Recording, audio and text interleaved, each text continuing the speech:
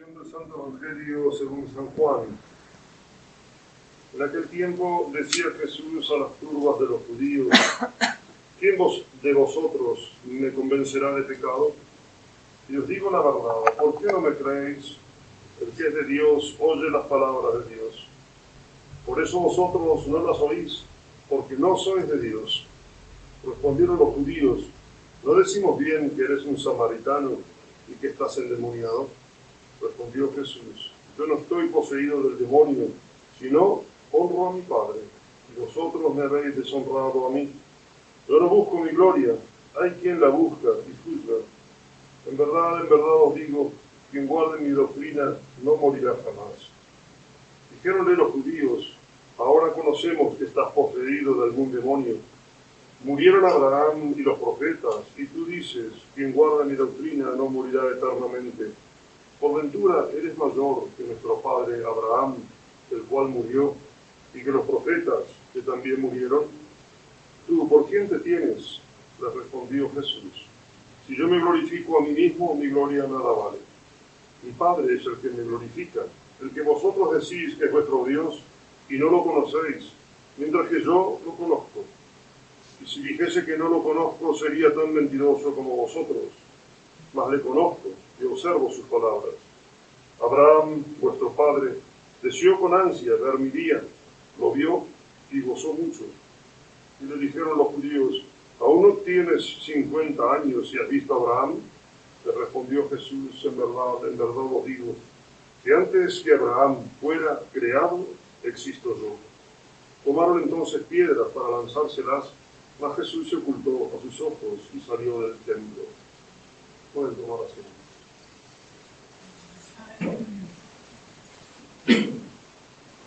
La epístola está tomada de la carta del apóstol San Pablo a los hebreos. Hermanos, habiendo venido Cristo como pontífice de los bienes futuros, atravesó el tabernáculo más amplio y más perfecto, no hecho de mano de hombres, es decir, que no pertenece a este mundo, y penetró una vez por siempre en el santuario, no con sangre de machos cabríos ni de becerros, sino con su propia sangre, consiguiendo una redención eterna. Porque si la sangre de los machos cabríos y de los toros y la ceniza de la becerra santifican con su aspersión a los inmundos en orden a la purificación de la carne, cuánto más la sangre de Cristo, el cual a impulso del Espíritu Santo se ofreció a sí mismo a Dios como víctima sin tacha, limpiará nuestra conciencia de las obras de muerte para permitirnos servir al Dios vivo. Y por esto es el mediador de una nueva alianza, muriendo para redimir las prevaricaciones cometidas bajo la primera alianza. Ha querido que reciban la promesa de la herencia eterna los elegidos, los llamados en él, en Jesucristo nuestro Señor. En nombre del Padre, del Hijo y del Espíritu Santo. Amén.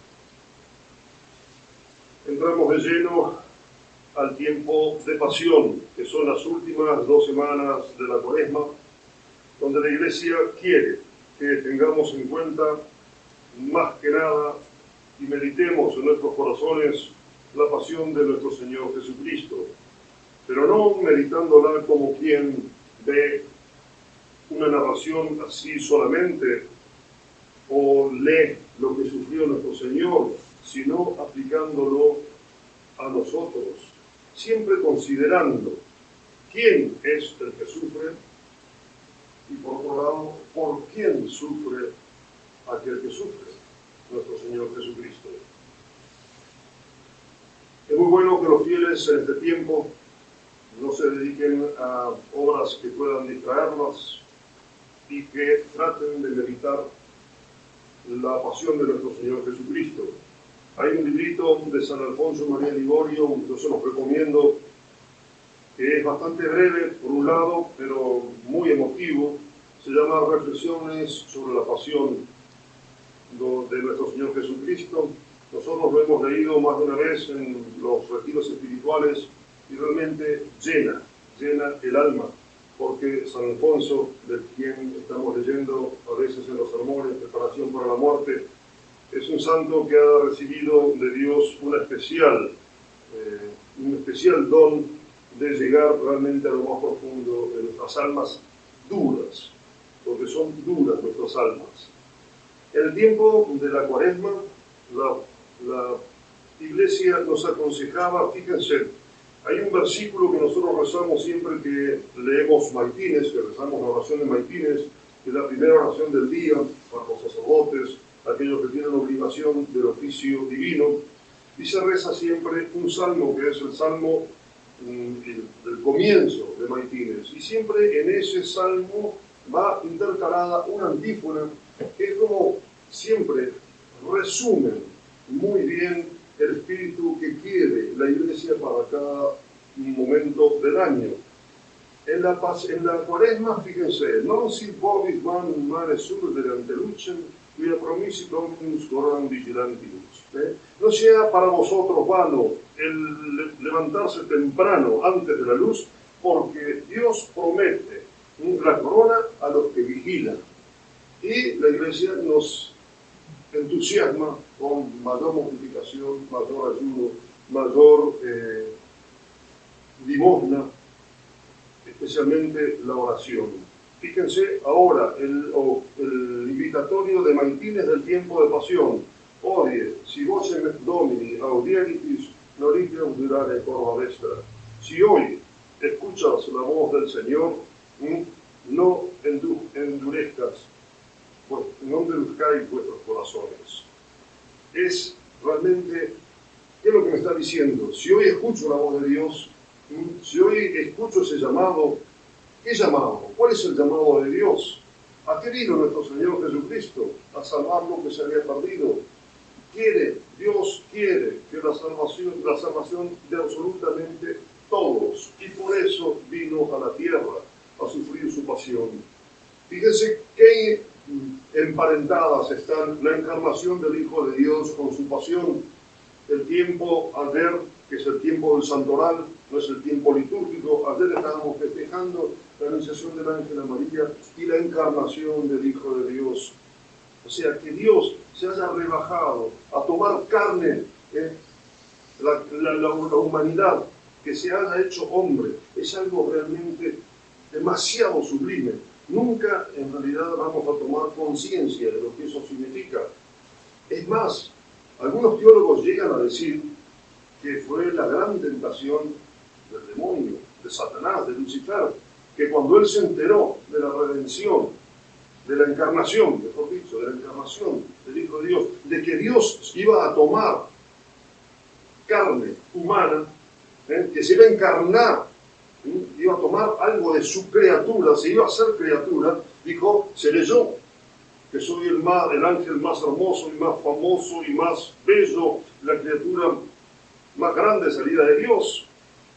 Y cuando él se demostró que iba a ser en la naturaleza humana tan baja para él, en su naturaleza angélica, se rebeló contra eso. Y nosotros, a través de esa encarnación, nos hacemos hermanos de nuestro Señor Jesucristo. Ayer en la meditación que mando todos los días decía precisamente eso, tan sublime que significa, lo que significa que la Santísima Virgen sea Madre nuestra, por ser Madre de nuestro Señor Jesucristo, Madre de Dios. Es realmente sublime. Pero no solamente nos quedamos en esa encarnación, sino que ese Dios que se hizo hombre sin dejar de ser Dios, vino para ofrecerse como víctima de nuestros pecados, pagar por su sangre la deuda que tenía con Dios. Si hoy escuchare yo entonces la voz del Señor que llama a mi corazón duro, no endurezca yo ese corazón. ¿Y qué vemos en estas 2 semanas previas a la muerte de nuestro Señor Jesucristo? El endurecimiento de los fariseos. Fíjense el Evangelio de hoy. ¿Quién te crees que eres? Desde el vamos negaban absolutamente la posibilidad siquiera de que sea el Mesías, aunque se cumplían perfectamente en él todas las profecías anunciadas desde tantos tiempos, años antes, y que ellos conocían muy bien, porque precisamente los fariseos eran los que más estudiaban las Sagradas Escrituras. Pero claro, no se amoldó no se amoldó al Mesías que ellos esperaban, un jefe guerrero que montara sobre su caballo con espada en mano y arrojara especialmente a los romanos de la tierra prometida y conquistar el mundo para que el pueblo elegido sea el vencedor desde el punto de vista humano. No, no era esa la redención. Qué malinterpretaron los fariseos, pero fíjense en esto, como los enojos de nuestro Señor Jesucristo. Cuando meditamos la pasión de nuestro Señor, ahora nosotros en el seminario estamos leyendo la pasión narrada por el Padre La Palma, que es realmente muy bonita. Y cuando llega el momento de la oración en el huerto, después de haber instituido la Eucaristía, nuestro Señor Jesucristo, como dice, como los amó hasta el fin, y se dio todo entero en ese sacramento de la Eucaristía que nosotros tenemos la gracia inmensa de recibir hasta todos los días. Bien, entró la agonía, mi alma está triste hasta la muerte. Y fue tanta su agonía y tanto su dolor que llegó a sudar sangre. Y una de las cosas que más intervinieron en el dolor de nuestro Señor, primero, por supuesto, la gloria ofendida de su Padre, porque toda la creación ha sido hecha para la gloria de Dios, y como personas que tenían que dar esa gloria a Dios voluntariamente se negaban a esa gloria, y de ahí nace toda la maldad que puede existir. Pero una de las cosas que más angustió a nuestro Señor Jesucristo fue el saber que todos esos dolores, esas angustias, azotado, coronado de espinas, escupido, humillado, puesto para frente de todos, desnudo delante de las multitudes, y luego clavado en la cruz con esos clavos tan tremendos. Acuérdense que nuestro Señor Jesucristo, además de ser Dios, era un hombre perfecto. Así que con una sensibilidad terrible, nunca hubo una persona, un ser tan sensible como el de nuestro Señor, la humanidad de nuestro Señor. ¿Cómo habrá sufrido esos dolores?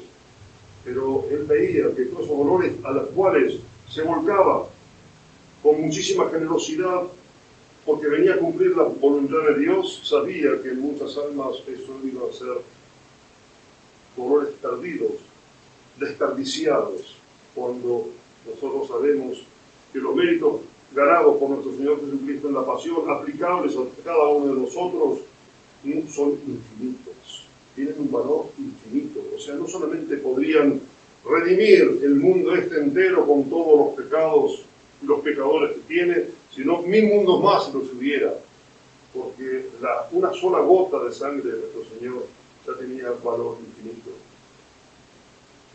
Debemos pensar esta frase, odi, si vocem Domini audieris, odi, si escuchares la voz de Dios que te llama, no endurezcas tu corazón. Alguien podrá decir, bueno, Padre, pero yo ya creo, me parece que estoy convertido, ya he desterrado el pecado mortal de mi vida, ya trato de pelear contra los pecados veniales que pueda llegar a verme envuelto en el mundo en el que vivo. Trato de pelearlos, trato de que no sean voluntariamente recibidos, plenamente voluntarios. Bien, pero siempre existe una posibilidad más, un crecimiento espiritual, porque para eso estamos en la tierra, para ir creciendo y creciendo y creciendo en el amor de Dios y en la finura de ese amor de Dios, en el reconocimiento de ese amor de Dios. La pasión de nuestro Señor Jesucristo ha sido el gran alimento de los santos. Cuando consideran a un Dios azotado, coronado de espinas, colgado de la cruz, el tormento más horrible que existía en ese momento, la muerte de los esclavos, la peor muerte que podía existir. Fíjense, hoy dice, tomaron piedras para arrojárselas a nuestro Señor. ¿Por qué? Porque simplemente nuestro Señor se estaba manifestando, había una ley que a los blasfemos había que matarlos, apedrearlos.